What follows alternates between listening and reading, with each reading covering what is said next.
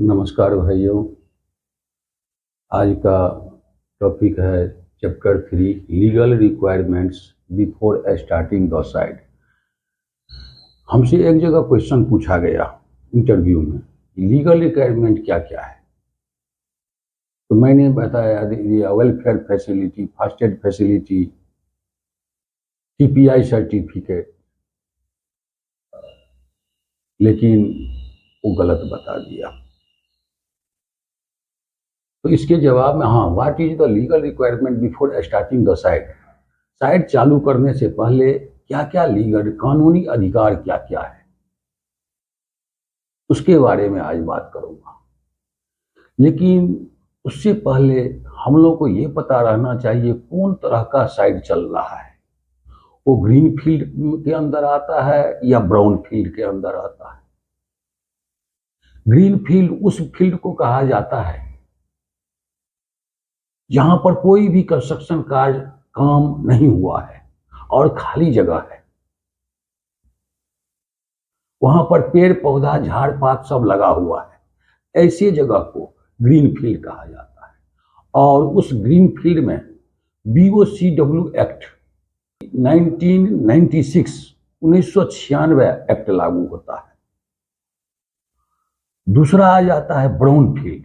Brown field उस field को बोला जाता है जहां पर मैन्युफैक्चरिंग प्लांट, प्रोसेस प्लांट चालू है, औद्योगिक क्षेत्र चालू है और वहां से प्रोडक्शन हो रहा है।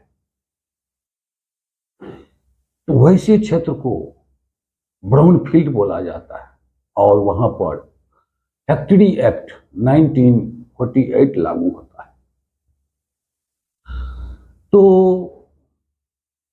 अब सबसे पहले BOCW एक्ट को भी जानना जरूरी है।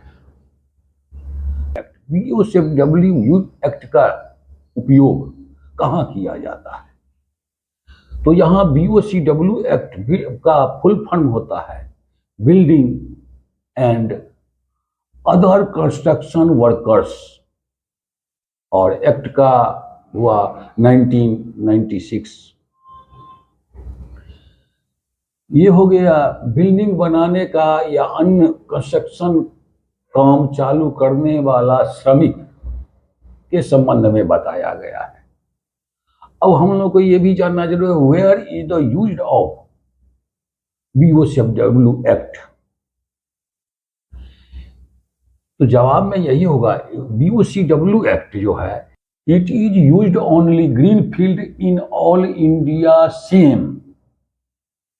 It is applicable to the construction industries and project. Example, piling, concreting and formwork.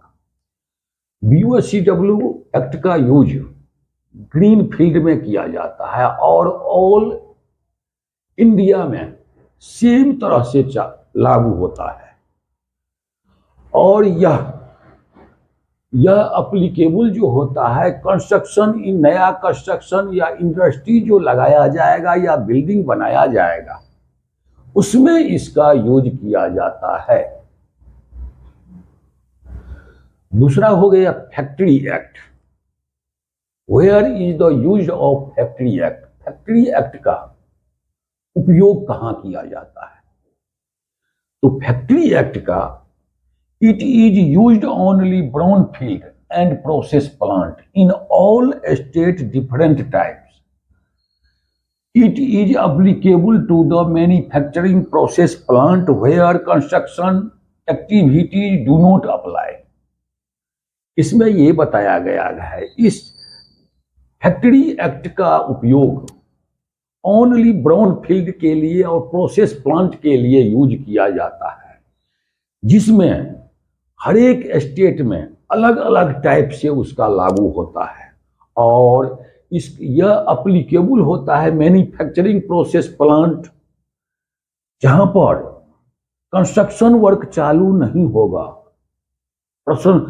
अब सवाल ये, कंस्ट्रक्शन वर्क जहां चालू नहीं होगा वो हो गया ब्राउन फील्ड में आता है।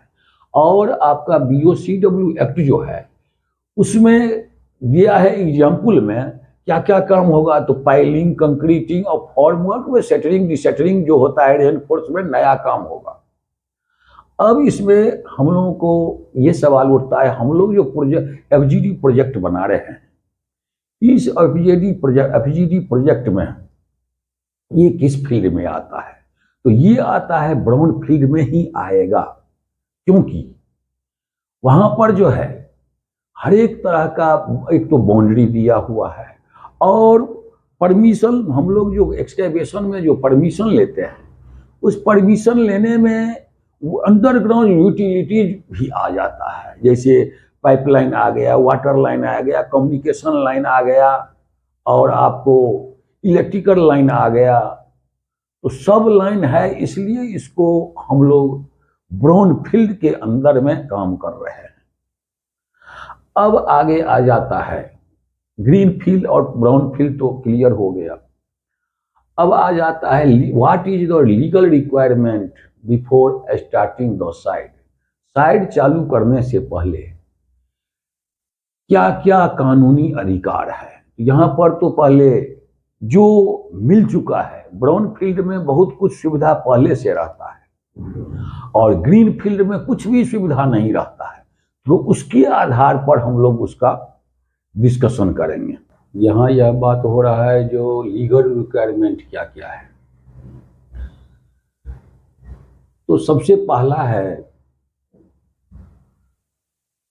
MOEF, ministry of environment and forest department, उसका 1 ईयर वैलिडेशन होता है।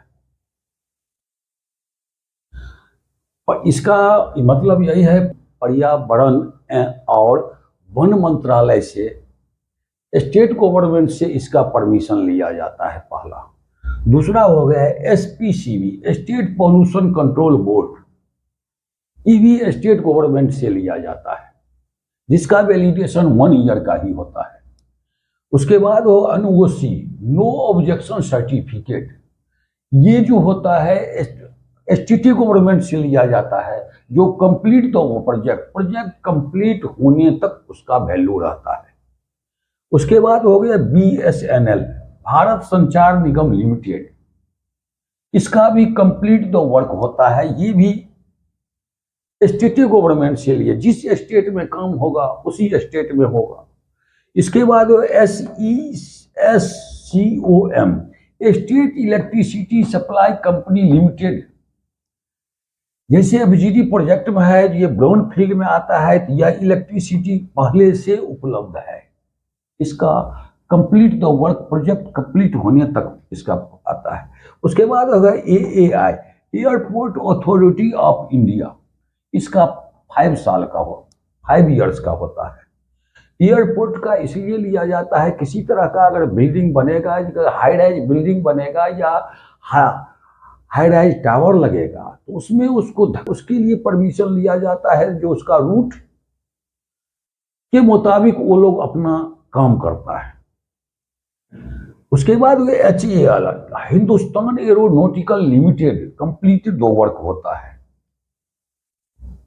HAL, हिंदुस्तान एरोनॉटिकल, ये हो गया भारतीय रक्षा मंत्रालय से लिया जाता है। उसके बाद हो गया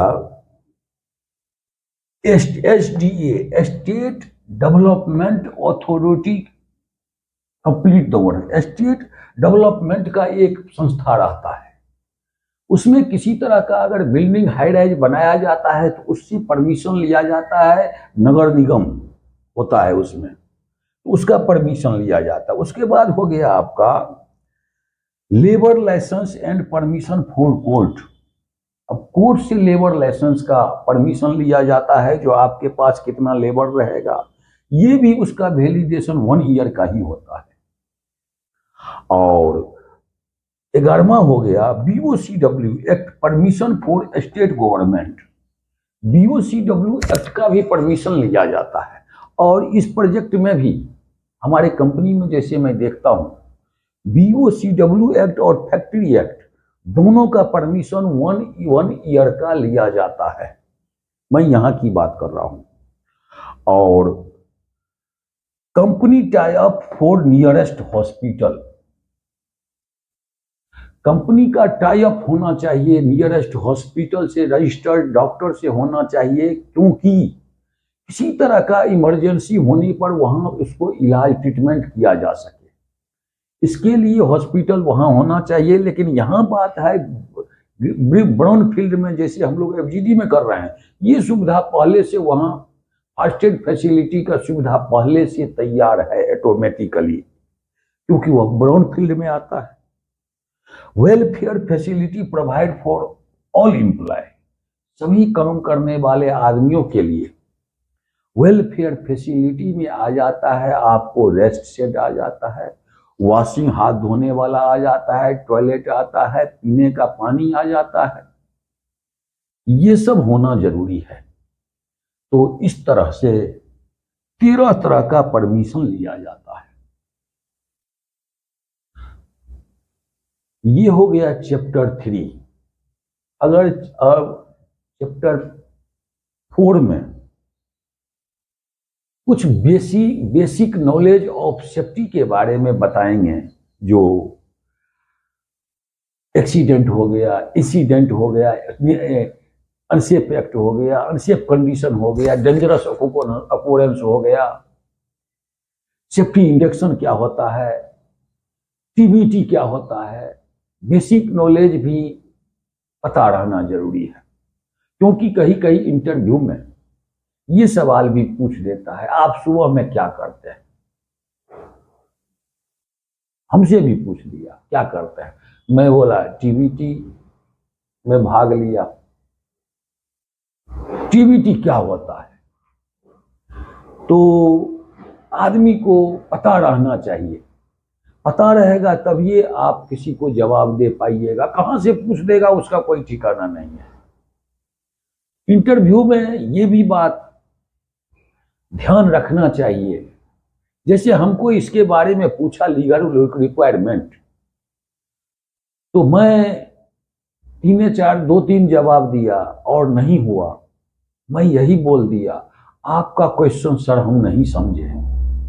वो बोल दिया आप सेफ्टी ऑफिसर का जॉब करने आ रहे हैं, यही तो मैं हमारा क्या बोलना चाहता हूं ये आपको कैच करना है और उसको जवाब देना है।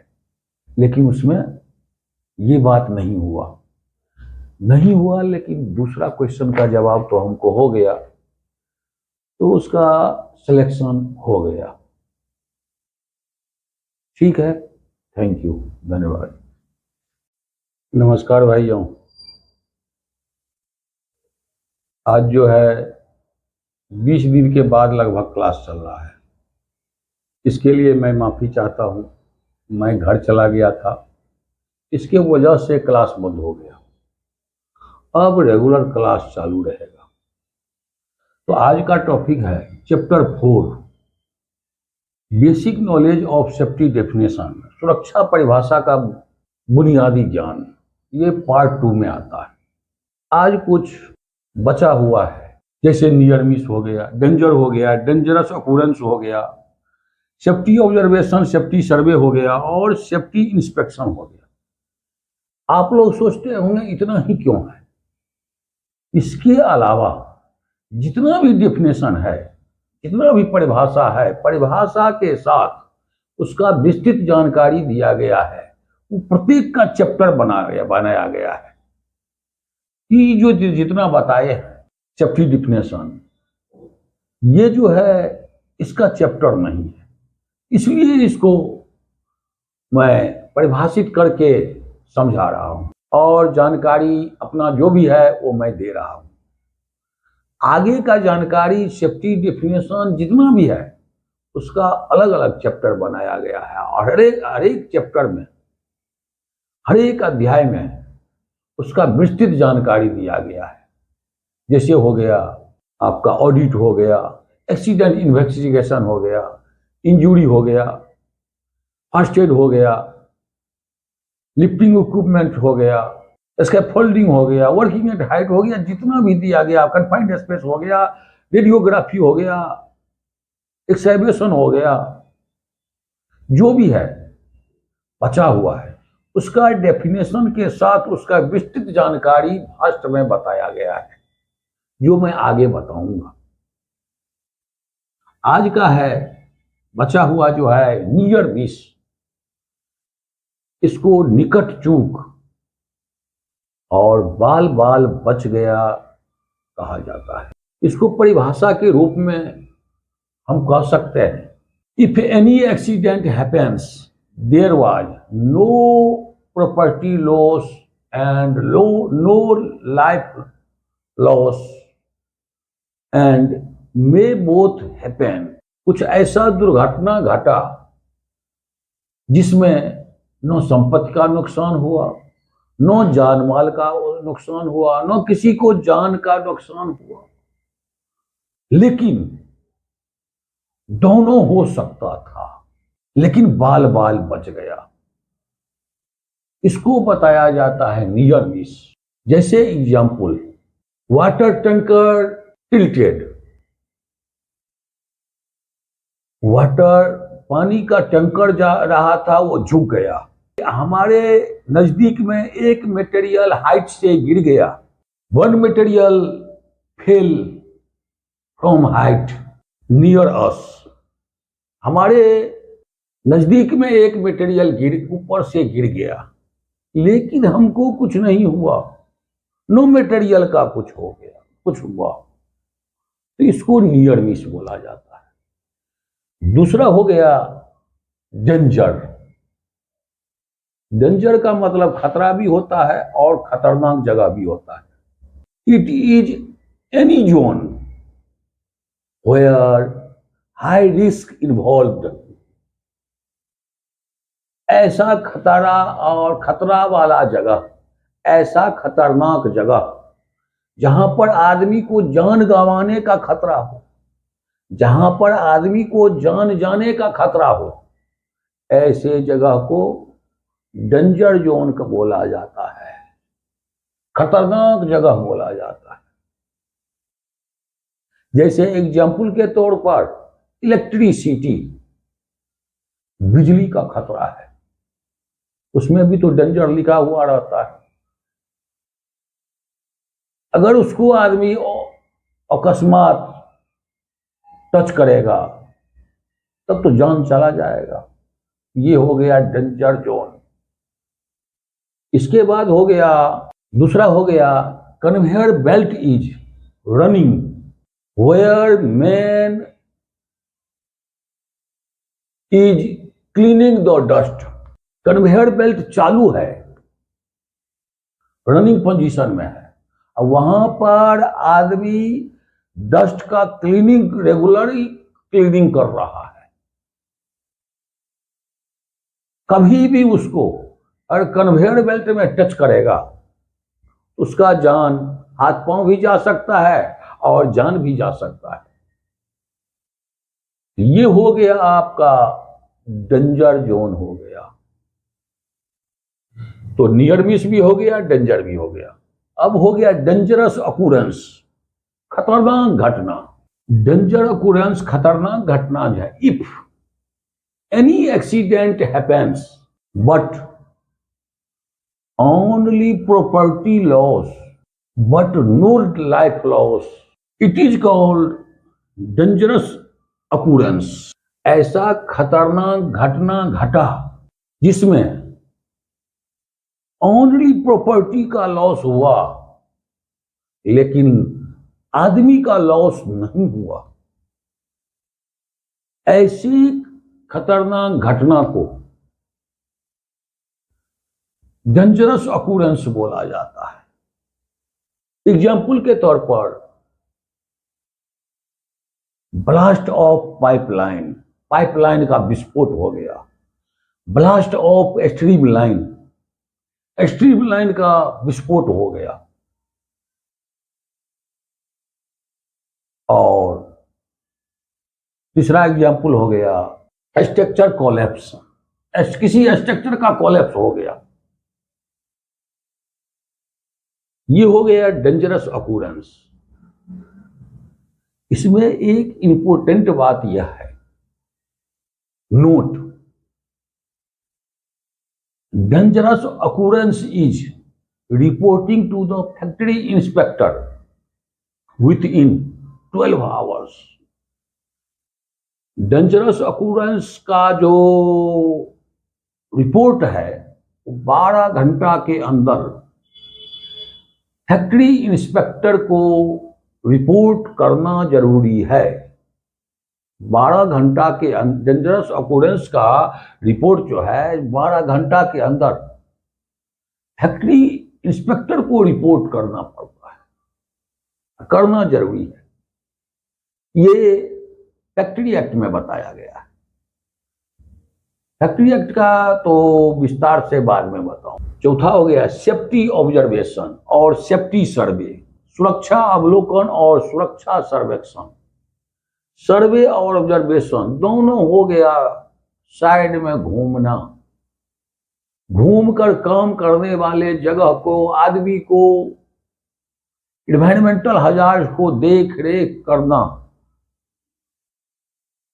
इसको मैं परिभाषा के आधार पर यह कह सकता हूं, it is the process details observation of all types of unsafe physical, environmental condition and unsafe practice and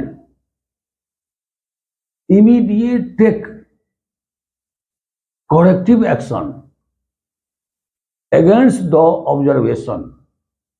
It is called safety observation और safety survey. सर्वे यह एक ऐसा सुरक्षा अवलोकन और सुरक्षा सर्वेक्षण ऐसा प्रक्रिया है जिसके द्वारा साइड में होने वाले अनसेफ, असुरक्षित काम, असुरक्षित आदमी, असुरक्षित जगह, असुरक्षित इक्विपमेंट इत्यादि को देखभाल करके, सुरक्षा अवलोकन करके उसके विरुद्ध जो भी ऑब्जर्वेशन में रहेगा उसको तुरंत सुधारात्मक कार्रवाई करने को ही हम सेफ्टी ऑब्जर्वेशन या सेफ्टी सर्वे बोला जाता है, कहा जाता है। साइड में जो भी हो रहा है गड़बड़ी उसको घूमकर देखने, जांच पड़ताल करने और उसको अगेंस्ट में उसका सेफ्टी प्रिकॉशन के लिए क्या करना है उसको सलाह देना है।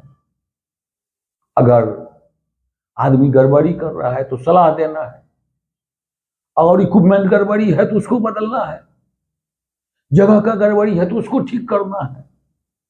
ये सब देखने को ही सेफ्टी ऑब्जर्वेशन बोला जाता है। गलत हैबिट है उसको भी देखना है। और आगे हो सेफ्टी इंस्पेक्शन, सुरक्षा निरीक्षण लास्ट में आ जाता है।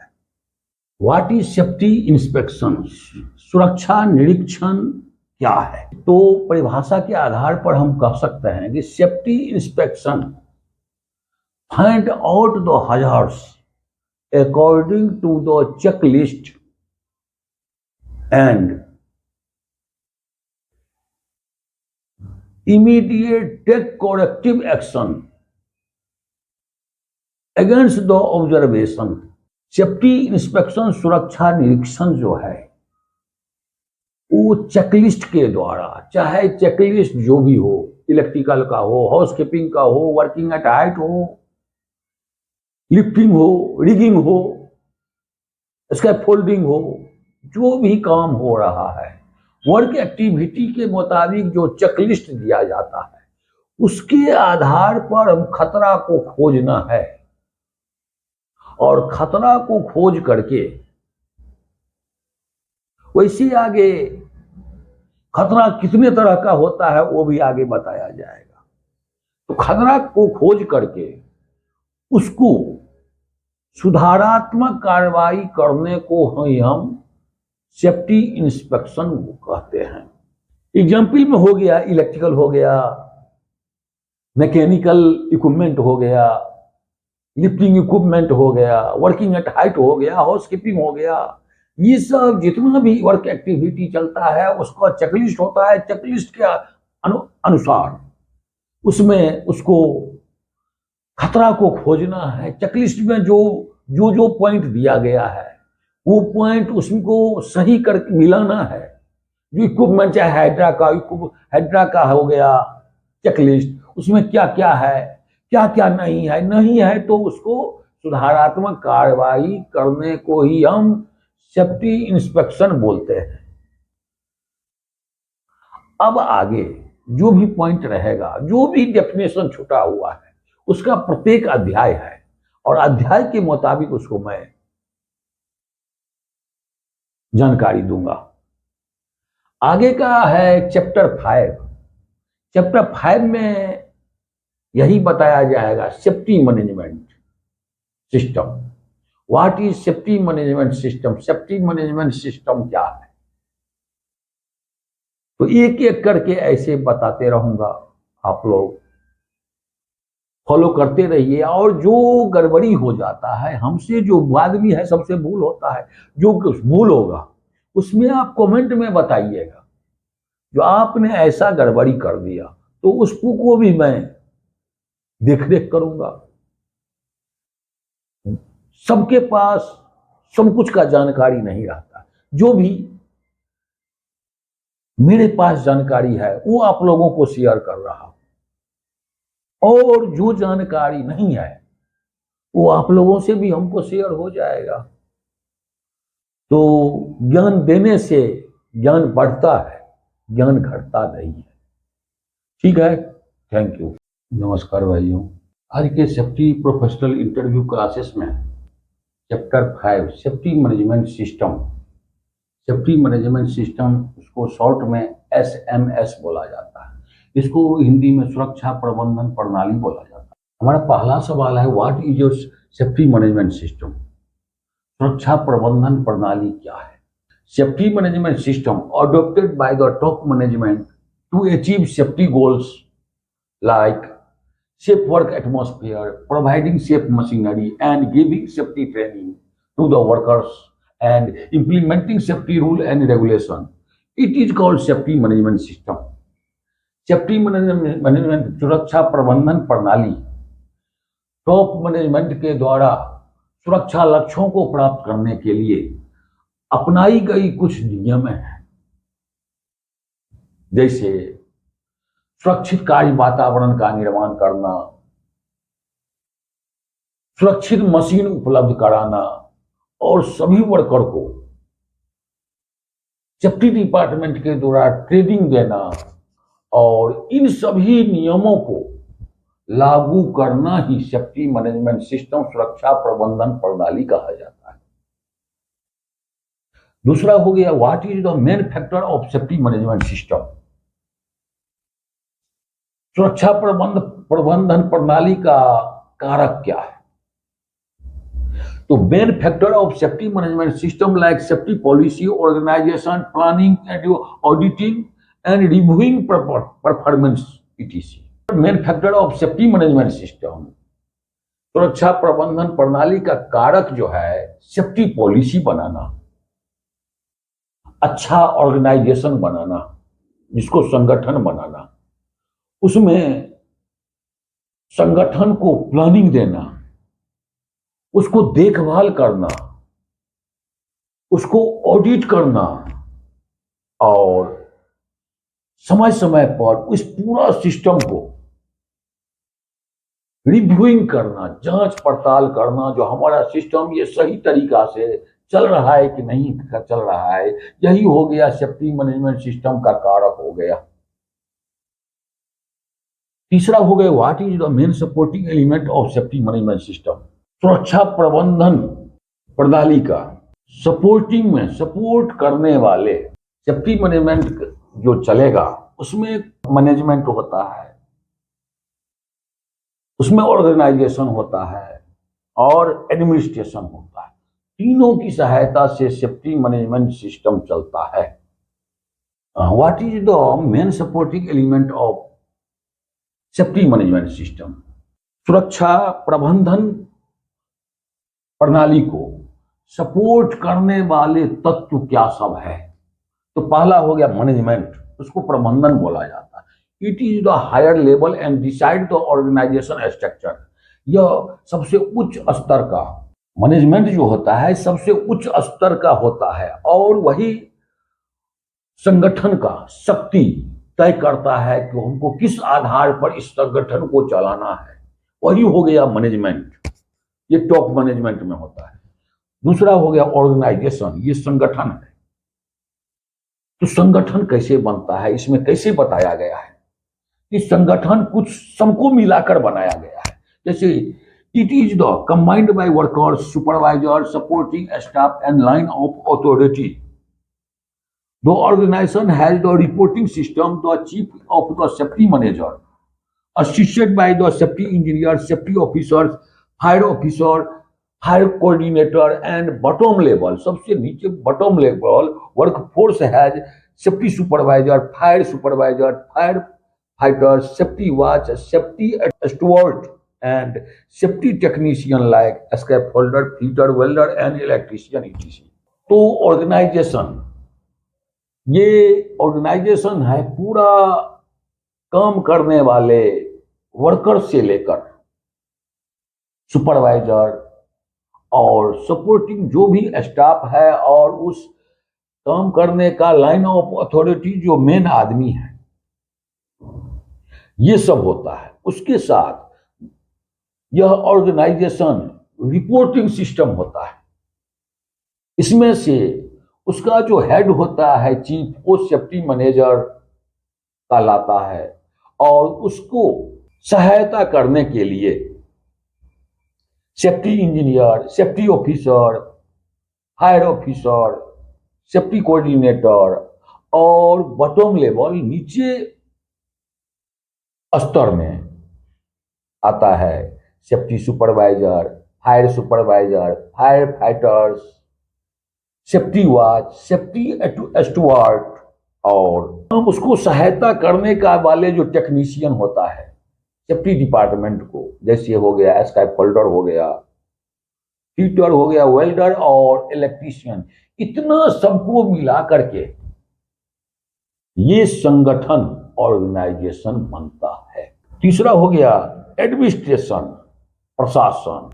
इस सभी को मैनेजमेंट, इस सभी को ऑर्गेनाइजेशन को सिस्टम में लाने के लिए, उसको सही तरीका से काम करने के लिए उसका टाइम टेबल निर्धारित किया जाता है, उसको देखरेख करने के लिए एडमिनिस्ट्रेशन होता है, वो प्रशासन होता है, जिसको HR डिपार्टमेंट बोला जाता है। It is part of the organisation which is implementing of the routine and administrative function.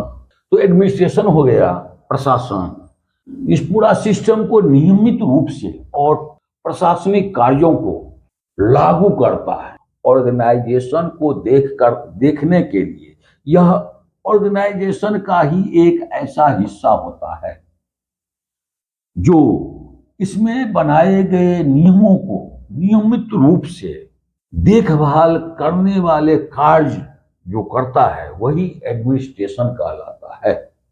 वही प्रशासन जो इसको HR डिपार्टमेंट कहलाता है। 4 में आता है what is the principle of safety management. सुरक्षा प्रबंधन का सिद्धांत क्या है, किस आधार पर सुरक्षा किया जाएगा, उसका कुछ पॉइंट बताया गया है।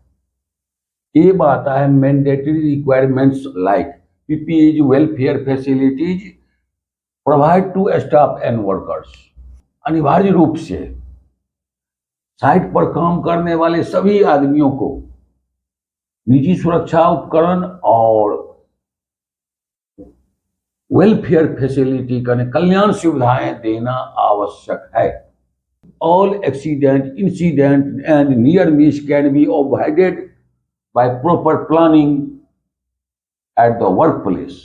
कार्यस्थल पर काम करने वाले जगह पर योजना बनाकर घटना, दुर्घटना और निकट चूक से बचाना है।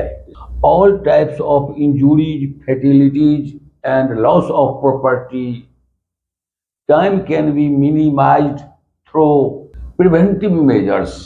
साइड पर काम करने वाले आदमियों को प्रिकॉशन लेकर, सावधानियों से बचाकर, सावधानियों के माध्यम से चोट लगना और मृत्यु और संपत्ति के नुकसान को होने से बचाना है। ये भी सेफ्टी मैनेजमेंट का सिद्धांत है।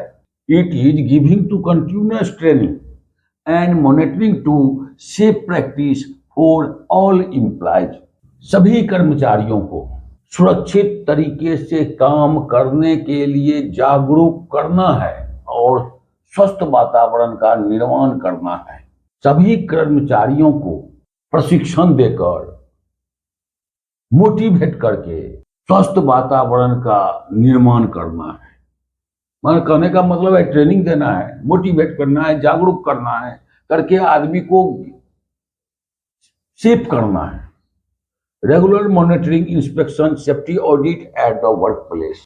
कार्यस्थल पर नियमित और निगरानी के साथ बराबर देखभाल करना है, निरीक्षण करना है और सेफ्टी ऑडिट भी करना जरूरी है, जिससे साइड सेफ हो जाएगा। 5 हो गया, what is the name of safety organisation.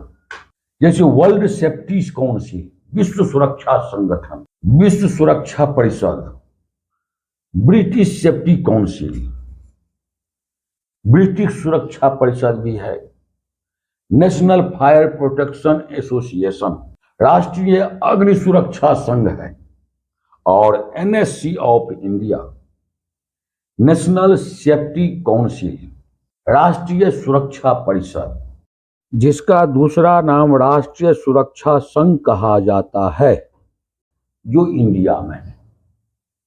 राष्ट्रीय सुरक्षा परिषद ने ही 4 मार्च को राष्ट्रीय सुरक्षा दिवस मनाता है, वही चालू किया था। और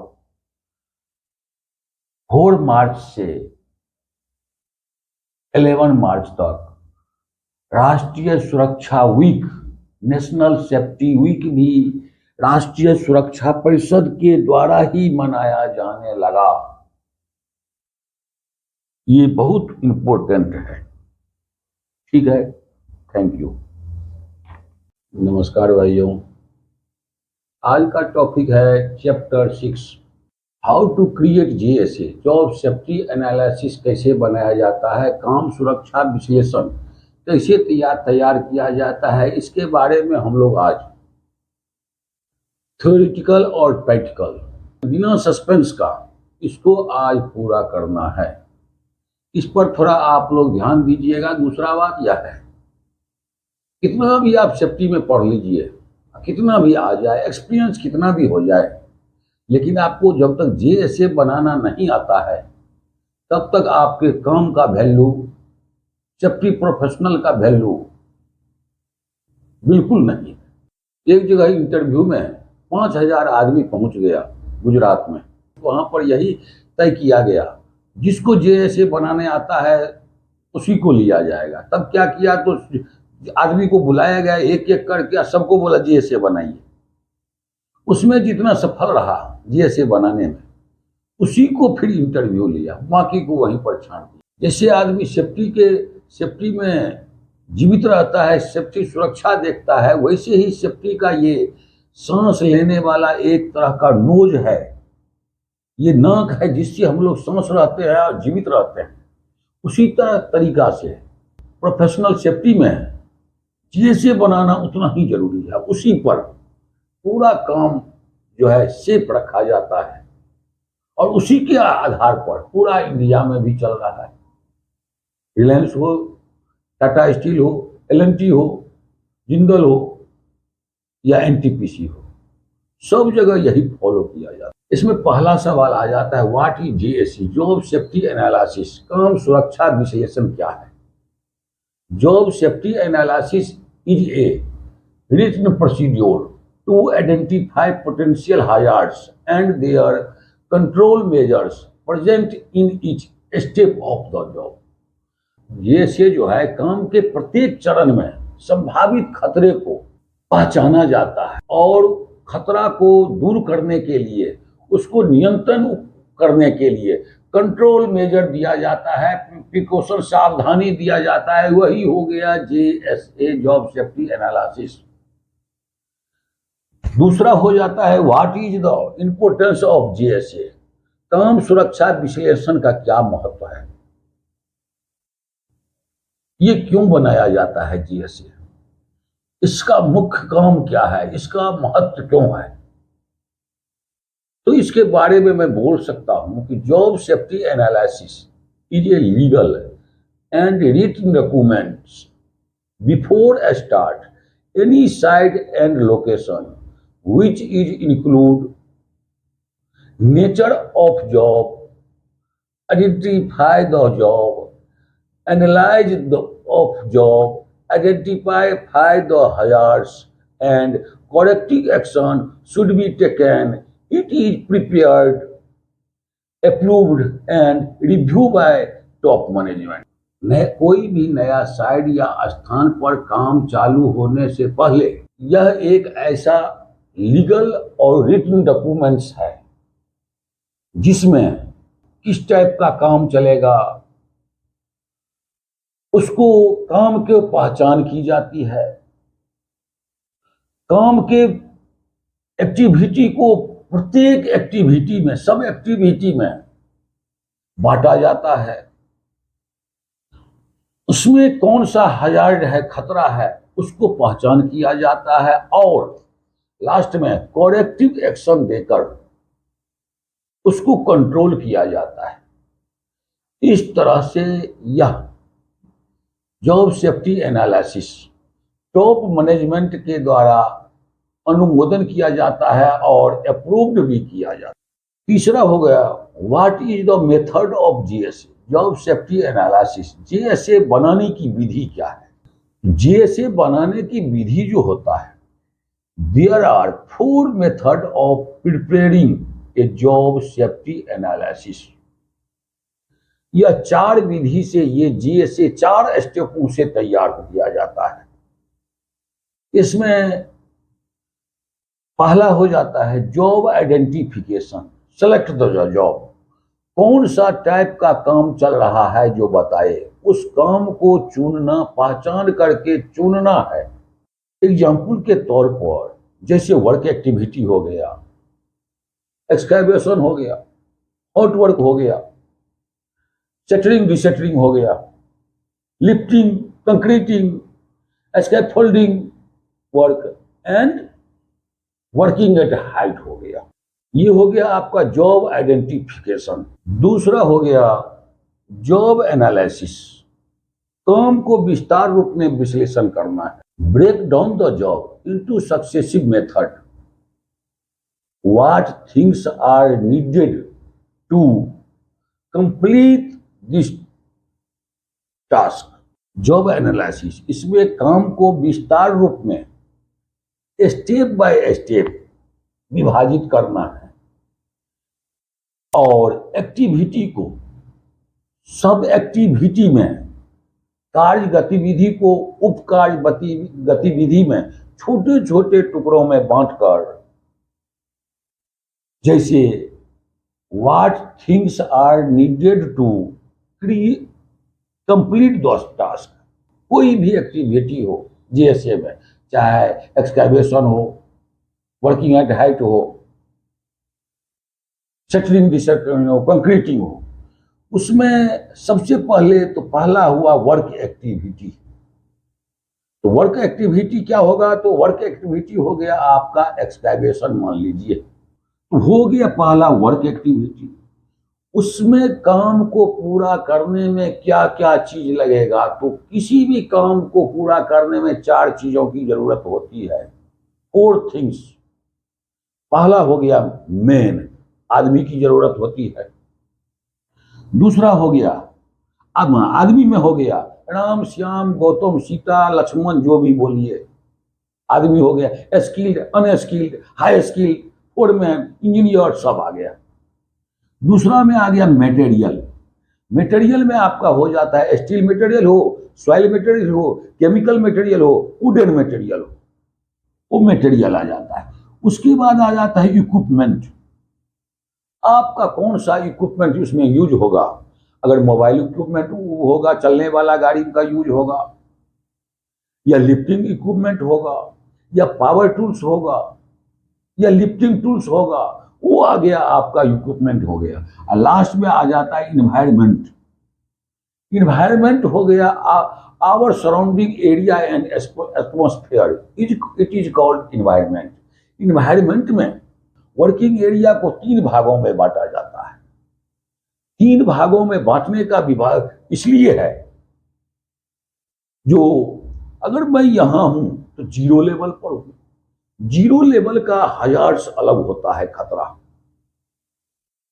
इसमें स्लिप टिप फॉल होता है, हाउसकीपिंग गड़बड़ी होगा। माइनस लेवल है तो आपका एक्सकैवेशन हो गया, तो fall of person, fall of material into the excavation pit. अगर प्लस लेवल है तो वर्किंग एट हाइट हो गया, तो वर्किंग एट हाइट में का हजार्ड्स हो गया, fall of person from height, fall of material from height. ऊंचाई पर से आदमी को गिरना, ऊंचाई पर से मटेरियल का गिरना, और वर्किंग प्लेटफॉर्म में गड़बड़ी होना, वो हो गया। इसलिए यहां 4 चीजों की जरूरी होती है। तो मेन हो गया material, equipment, environment, working place में आ गया। किसी भी काम को पूरा करने में 4 चीजों की जरूरत होती है। 4 ही तरह के खतरा को आप देखते हुए इसी खतरा से आपका पूरा जीएसए बनकर तैयार हो जाएगा। तीसरा पॉइंट आ जाता है हजार्ड आइडेंटिफिकेशन, खतरों की पहचान करना। किस टाइप का काम चल रहा है, उसमें किस टाइप का खतरा है और कितना खतरा है, उसमें कितना इंजुरी है, इसका पता लगाना ही हजार्ड आइडेंटिफिकेशन बोला जाता है। खतरा का पता लगाने के लिए एक तरीका है 6 डायरेक्शन ऑफ हजार्ड्स। खतरों की 6 दिशा, वर्क एरिया को 6 दिशा को देखना जरूरी है। जैसे look up, look down, look around, like left, right, front, back, आगे पीछे, ऊपर नीचे, दायां बायां। यही हो गया 6 डायरेक्शन ऑफ हजार्ड्स, खतरों की 6 दिशा देखना। इसमें आपका हजार्ड आइडेंटिफिकेशन, खतरों की पहचान आ जाएगा, पहला तरीका। दूसरा तरीका यह है what are types of hazards, खतरा कितने तरह का होता है। There are 8 types of hazards, 8 तरह का खतरा पूरा दुनिया में कंस्ट्रक्शन लाइन में जितना भी वर्क एक्टिविटी है उसमें 8 ही तरह का हजार्ड्स होता है, खतरा आता है। जिसमें पहला हो गया फिजिकल हजार्ड्स, शारीरिक खतरा। फिजिकल हजार्ड्स आदमी का खतरा हो जाता है dust, noise, vibration, heat, smoke. Dust सांस द्वारा, नाक द्वारा अंदर जाने का खतरा, जिससे फेफड़ा खराब हो जाता है। वाइब्रेशन, कंपन से शरीर नुकसान हो जाता है, शरीर में दर्द होता है, गर्मी से हीट लग जाता है, और किसी विषैला पदार्थ को स्मोक सूंघने से या नाक द्वारा अंदर जाने से भी फेफड़ा, लेंस सब खराब हो जाता है। फिजिकल हजार्ड्स में फिजिकल इंजुरी आ जाता है, आई इंजुरी, बर्न इंजुरी और कट इंजुरी होता है। ये हो गया आपका फिजिकल हजार्ड्स। दूसरा हो गया मैकेनिकल हजार्ड्स, मशीनरी खतरा। जो भी मशीन चल रहा है उस मशीन में मूविंग पार्ट्स में गार्ड्स एंड टूल्स, उसमें गार्ड लगा हुआ रहना चाहिए। और जो भी इक्विपमेंट को, जो भी मशीनरी चल रहा है उस मशीनरी में क्या क्या खतरा है, वो हो गया आपका मैकेनिकल हजार्ड्स। तीसरा आ जाता है इलेक्ट्रिकल हजार्ड्स, बिजली का खतरा। बिजली के खतरा में 2 ही तरह का खतरा आता है, वायरिंग और सेफ्टी डिवाइस। वायरिंग का गड़बड़ी रहेगा और सेफ्टी डिवाइस लाइक में आ जाता है example ELCB, RCCB, MCB, earthing, wiring problem और शॉक लगने का खतरा हो जाता है। तो शॉक लगने का आदमी को बिजली के खतरा से बचाने के लिए वायरिंग और सेफ्टी डिवाइस जो भी है उसका खतरा आ जाता है। चौथा आ जाता है रेडिएशन हजार्ड्स, चमक विकिरण का खतरा हो जाता है। Ultra violet rays for welding and x ray radiation for radiography test. Radiation hazards जो है, जो वेल्डिंग करने में अल्ट्रा वायलेट रेज जो निकलता है वो भी शरीर को नुकसान नुकसान करता है, और अंदरूनी आदमी का अंदरूनी सेक्स प्रॉब्लम का भी खतरा हो जाता है, आई का हो जाता है, ईयर प्रॉब्लम हो जाता है। इसके अलावा एक्सरे रेज, रेडियोग्राफी टेस्ट में जो एक्सरे रेज निकलता है, नॉन आयोजेनिक रेडिएशन और आयोडेजिंग रेडिएशन आता है, वो दोनों रेडिएशन भी शरीर को बहुत बड़ा नुकसान करता है। ये हो गया आपका रेडिएशन हजार्ड्स। पांचवा हो गया केमिकल हजार्ड्स, इसको ऑक्यूपेशनल हजार्ड्स भी कह सकते हैं, रासायनिक खतरा और व्यावसायिक खतरा। एग्जाम्पल के तौर पर लिक्विड, गैस एंड सॉलिड, जो भी विषैला पदार्थ होता है, केमिकल पदार्थ होता है, वो तीन तरह का होता है। पहला हो गया लिक्विड, हो गया तरल पदार्थ, पानी जैसे हो गया। दूसरा हो गया गैस, हो गया गैस टाइप का होगा। और तीसरा हो गया ठोस होता है। व्यावसायिक खतरा में enter the body by means inhalation of toxic material, ingestion of mouth and absorption of skin contact. Chemical hazards है, ये सांस द्वारा शरीर के अंदर चला जाता है, मुंह द्वारा शरीर के अंदर चला जाता है, और स्किन कॉन्टैक्ट के द्वारा स्किन में के संपर्क निकट में आने से भी ये स्किन प्रॉब्लम हो जाता है। ये हो गया आपका केमिकल हजार्ड्स। रासायनिक खतरा। छठा हो गया इन्वायरमेंटल हजार्ड्स, वातावरणीय खतरा। इन्वायरमेंटल हजार्ड्स हो गया our surrounding area and atmosphere, it is called environment. हमारे चारों ओर के वातावरणीय क्षेत्र को हम इन्वायरमेंट कहते हैं, जिसमें आपका heat stress, emission and spice, तापमान और गर्मी का तनाव आदि आता है। Produced that polluted that earth like ground water, waste water और land pollution, water pollution and air pollution. Environmental hazards में ये भी आ जाता है जो किसी तरह का गंदगी पदार्थ को कहीं फेंक देने से, या फूड, वेजिटेबल इटीसी को फेंक देने से तीन तरह का प्रॉब्लम होता है। जमीन पर फेंक देने से लैंड पोल्यूशन खराब हो जाता है, पानी में फेंकने से वाटर पोल्यूशन हो जाता है, और कहीं भी फेंकने से तीसरा एयर पोल्यूशन हो जाता है, वो वातावरण को दुर्गंधित कर देता है, और जो शरीर को नुकसान करता है वो हो गया आपका इन्वायरमेंटल हजार्ड्स हो गया। सातवां होगा बायोलॉजिकल हजार्ड, जैविक खतरा। Biological hazards is a health problem, it is a present dumping materials and waste materials. Biological जैविक खतरा ये भी लगभग इन्वायरमेंटल हजार्ड से ही मिलता जुलता खतरा है। बायोलॉजिकल हजार्ड्स वो हो गया हेल्थ प्रॉब्लम, इसमें भी होता है किसी भी मटेरियल को कहीं भी फेंक देने से, फूडिंग मटेरियल हो, केमिकल मटेरियल हो, वेस्ट मटेरियल हो, उसको फेंक देने से बैक्टीरिया वायरस फैल जाता है, वो बैक्टीरिया वायरस शरीर को नुकसान करता है, वो हो गया बायोलॉजिकल हजार्ड्स। और आठवां होगा ergonomical hazards, ergo body postures and visibility. दो एर्गोनॉमिकल हजार्ड्स उस हजार्ड्स को बोला जाता है, ये डेफिनेशन के आधार पर बोल रहा हूं। Ergonomical hazards, body postures and visibility, दो study of the relationship between workers and their environment, work equipment and work task. काम करने वाला जो आदमी कोई भी काम कर रहा है, इसमें वैसे एग्जाम्पल के तौर पर दिया है कंप्यूटर चलाना। तो कोई भी आदमी काम कर रहा है तो आदमी उसका काम, उसका जगह, उसका इक्विपमेंट के बीच के संबंध को, बीच के रिलेशनशिप को एर्गोनॉमिकल हजार्ड्स बोला जाता है। जैसे कोई कंप्यूटर चलाएगा, दिन भर चलाएगा, उसको ये दर्द करेगा, बैक इंजरी हो जाएगा, ये सब आ जाता है आपको ergonomical hazards, body postures and visibility. और इसका इंजुरी हो जाता है, back injury, arm pain, knee pain etc आ जाता है। और लास्ट में आ जाता है required safety measures and PPE.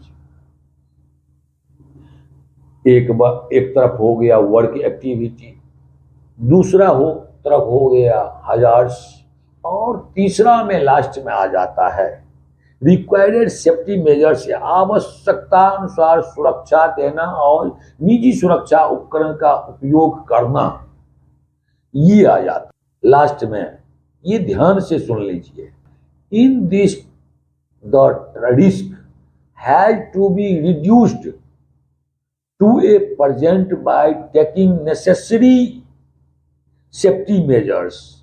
If it does not happen, so it has to be controlled by preventive and corrective control measures। जितना तरह का भी हजार्ड्स है, उस हजार्ड्स को आवश्यकता अनुसार आप सुरक्षा देकर, पीपीई निजी सुरक्षा उपकरण पहनाकर उस हजार्ड को घटाकर 0% कर देना है। और अगर वो खतरा, वो हजार्ड्स 0% नहीं हुआ तो दोबारा कोरेक्टिव एक्शन देकर, प्रिवेंटिव एक्शन देकर, या तो दोनों एक्शन देकर उसको हजार्ड्स को घटाकर 0% कर देने को ही हम JSA बोला जाता है। उसी को जॉब सेफ्टी एनालिसिस बोला जाता है, जिसमें प्रैक्टिकल के आधार पर मैं दे दिया हूं वर्क एक्टिविटी क्या है, एक्सकैवेशन है। एक्सकैवेशन में को सब एक्टिविटी में बांटिएगा, जॉब एनालिसिस कीजिएगा तो मेन, मटेरियल, इक्विपमेंट और वर्क इन्वायरमेंट हो जाता है। जिसमें हो गया एक्सकैवेशन हो गया, आदमी का जरूरत पड़ेगा, मटेरियल में सॉइल हो गया, और इक्विपमेंट में एक्सकैवेटर हो गया। वो एक्सकैवेशन गड्ढा हो गया, पिट हो गया, और एक्सकैवेशन जब ये हो गया तो उसमें पानी भरेगा तो डिवाटरिंग हो जाएगा। ये हो गया वर्क एक्टिविटी। उसका हजार्ड्स हो गया fall of person and fall of material and fall of equipment into the excavation pit and electrical hazards, बिजली का खतरा होगा क्योंकि यहां पर डिवाटरिंग पंप चलेगा तो बिजली का खतरा होगा। अब देखिए रिक्वायर्ड सेफ्टी कंट्रोल मेजर्स में, करेक्टिव एक्शन में, प्रिवेंटिव एक्शन में क्या क्या दिया जाता है।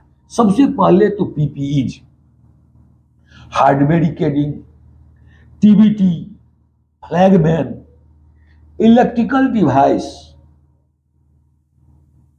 में आ जाता है ELCB, RCCB, fuse, earthing, wiring, और इसका खतरा हो गया, हजार्ड्स हो गया आपका इलेक्ट्रिकल शॉक हो जाएगा। इलेक्ट्रिकल हजार्ड्स में हो गया इलेक्ट्रिकल शॉक। उसके बाद एक्सकैवेटर का गड़बड़ी देखा जाता है, एक्सकैवेटर सही चेकिंग करना चाहिए, ड्राइवर चेकिंग करना चाहिए, ड्राइवर का एसडीपी सेफ ड्राइविंग पास आता है, ये चेक कर लेने से, उसका गाड़ी चेक करने लेने से ये आपका excavation work activity, hazards and precaution, JSA पूरा समझिए जो एक्सकैवेशन का खत्म हो गया।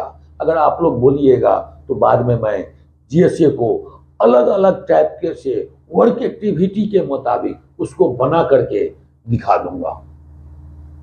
ये हो गया JSA, ये आना जरूरी है। ठीक है, थैंक यू, धन्यवाद।